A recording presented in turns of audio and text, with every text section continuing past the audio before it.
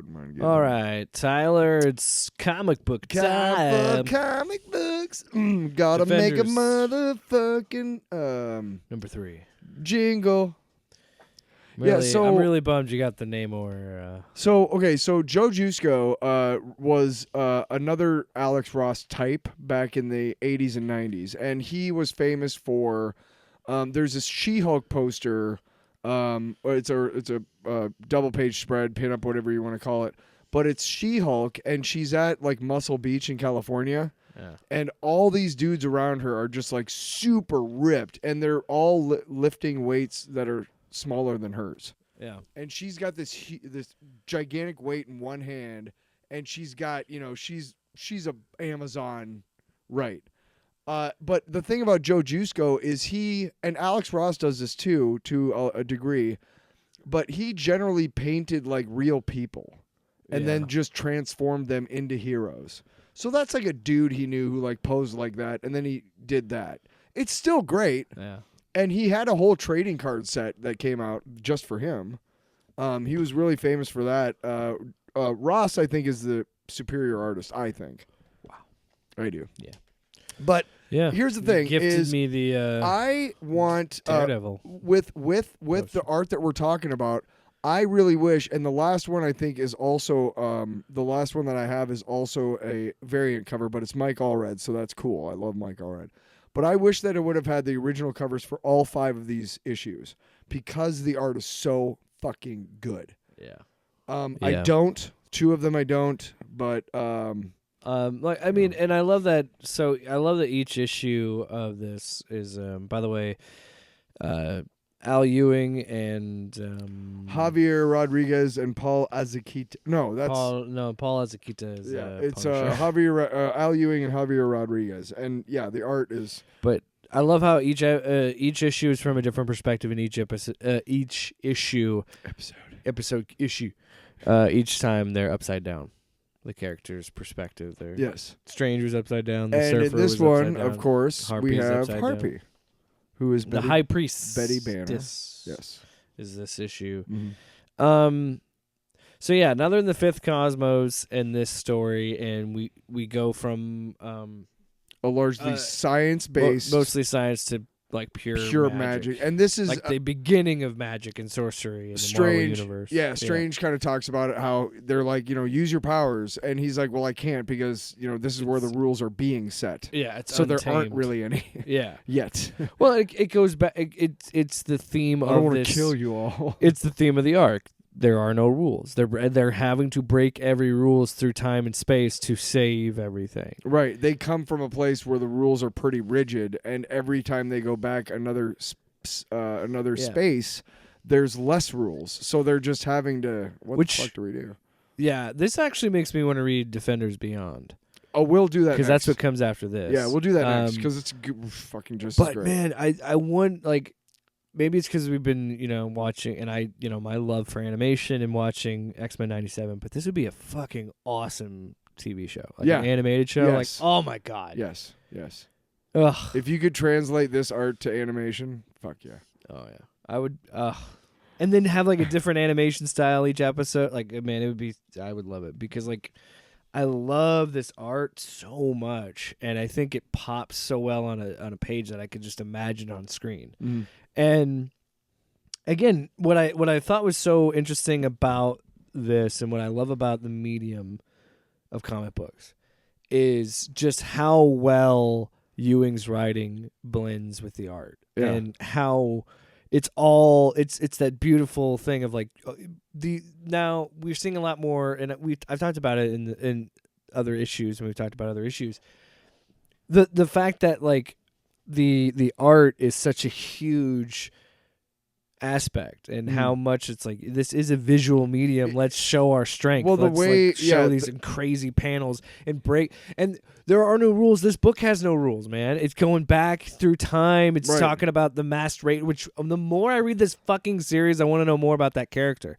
Like I want that character. Like it's just so weird. I'm Cloud too. I'm not spoiling anything by telling you that the 5th issue is told from the perspective of Masked Raider. Sweet. I'm not telling. The fifth, because it's only 5 issues. Right? Yeah. So Yeah, one thing you do, just to touch on it real quick, what you're talking about. One of the things is the way that he lays out the pages. Rodriguez is as much a storytelling aspect as the writing itself. It works and so well how it together, makes your eyes work. And you've touched upon this in a couple of issues previous to this.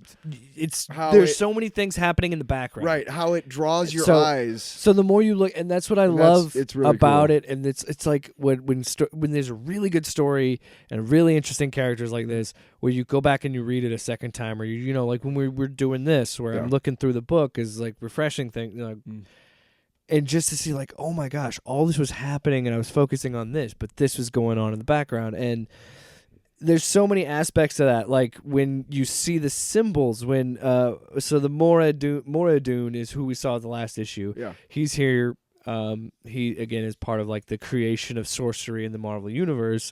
And you see the pentagram on his head that's actually his eyes. Yeah. And it's fire, it's the flame, it's the club, there's a sword, there's a chalice, there's a circle, just a solid circle. Yeah. And that eventually we're going to find out later in the issue represents the Defenders. Like, right. That's what's and the way that they draw it, like later on, we'll get to that. But to get to where we're at in the story, the Defenders have to go back. Silver Surfer is obviously gone. Taia has joined them. And they go back in time. They go into this place where it's all magic, and there's a guy, Morai Dune, Rob Liefeld ad in the script. Anyway, but they're still looking for this Carlo Zota guy, and he is clearly hooked up with this Morai Dune guy, and he is the kind of like the slave boy or something. Dude, yeah. But there's one weird. point. There's one point where like he's talking to the demon, and he says something, and the demon just crushes him in the face with a crystal ball. It's like you need to be my, like, it reminds you like, oh yeah, it's a slave. He's a slave. The to whole this man. time, yeah, he's got a chain around his neck. The whole time I read this comic, the whole time I'm like, what exactly is it that fucking Zoda's going for? Yeah. Because it just makes no sense. Like, so what that you're, I mean, what is he after, you know? Yeah. And in the fourth one, you'll get a little bit more, issue number 4, but right now you're really questioning, like, what is all this worth to you? Again, this beautiful art. It's the double splash when they fight like this big like purple worm thing. Yeah. And like, it's just, I love it so much because it's again that throwback feel, but modern style, and and again it just like this shit. Like, my God, when you have like this half-page splash of all the Defenders' perspectives, different color shaded, different panels. Because you see, it's the cup because it's and the shapes circle. of the God. Oh, this book is so fucking cool. I love it. Yeah. And I'm glad you love it because it's so well written because of and so well, like, everything about it just works because it like great. When it knows it has to do a lot of like explaining it and doing things differently, like you figure this out whole part where they end up so cutting they kill up the whole worm. worm, so they're just drenched in this worm's blood. This is And how they Taia, summon. Her reaction at the end, where she's all like, "Yeah, check it," or whatever. Doesn't she have like a? She says, "Victory is ours. We faced the Wonder Worm and made him turn.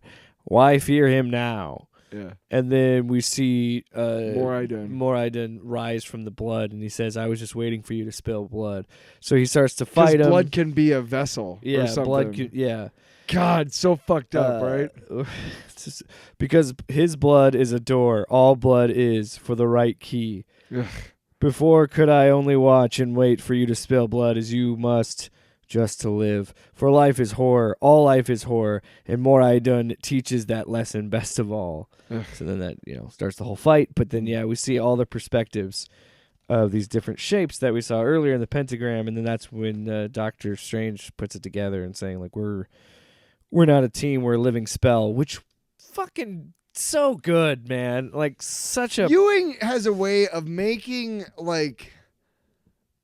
I don't even know how to describe it. Like, he wrote the Immortal Hulk, and he also wrote, I think, the Gamma Flight book that I really liked.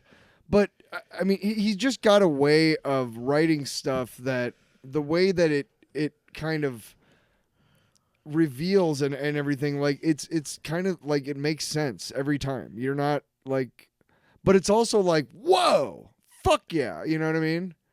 I can't describe it. I'm not very good with words. So anyway, Doctor Strange finally lets go of his magic. Yep.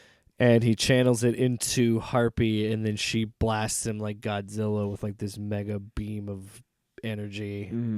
And goodbye Moradin from the Fifth Cosmos is what Strange says. He's holding him, and it's like beautifully Stephen Strange cockiness of like, yeah, goodbye, you're dead. Like, is this great? Is it douche. tetragrammaton? What is it? Tetragrammaton is what he says at the end after Moradin gets obliterated. Tetragrammaton, yeah. Which is the doorway. Which is the doorway. Which, holy shit! You mentioned Immortal Hulk, where we see the Green Door introduced Al Ewing, so he calls back to his Immortal Hulk shit. And it's like, God, that's fucking cool, dude. And it's like that makes so much sense that he would have, and then again, the writing's so well done that when it unfolds, it's like it makes so much sense why he would have Harpy be in this and use her because as at the beginning of the comic, you're like, okay, I know Silver Surfer and Doctor Strange, but who the fuck are the rest of these people? You know, like I know of them, and then but to end up on a throwback looking page of like that dotted old school look, and it's she no longer looks, she's back to her original human form. Betty Banner. And then there's a giant green stomp, and then it's 4 heads. It's the Hulk, but 4 heads, and they all have dialogue, but it's all colored out. So you assume that they're color coded throughout the whole book, so then you can be like, oh, the blue one is whatever, and no. Yeah, whatever the symbol is. Or I think. I love where your head's going, but you're fucking wrong. You fucking dummy. Stupid ass. God damn it. Avengers number 3. I'm loving it. Yeah. Ba-da-ba-ba-ba, McDonald's. So they basically have gone back to the 4th cosmos now, I believe. Right? So I'm who's next? The next issue. It would be because Masked Raider's the 5th, right? So number 4 is from the perspective of Cloud. Yep. Which she doesn't get, or they don't get much to do, because they are stuck in the magic realm and they are science. Yes. Much like Strange was debuffed in the previous issue. Yes. Offpanelofftopic with Jake and Tyler.